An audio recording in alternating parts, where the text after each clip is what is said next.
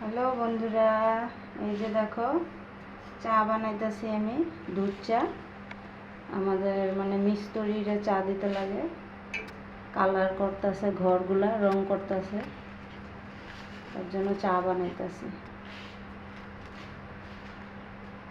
আমাদের মিস্ত্রিগুলো এত ভালো বন্ধুরা, দেখো বাসার থেকে দুধ নিয়ে এসে এই যে একটাই বোতল ভরা দুধ নিয়ে এসে, এই যে দুধও জাল দিতেছি। আর এই যে ওদের জন্য চা বসাইছি। ধরে রাখ, চাপাতিটা দিয়ে চাপাতি ধরো।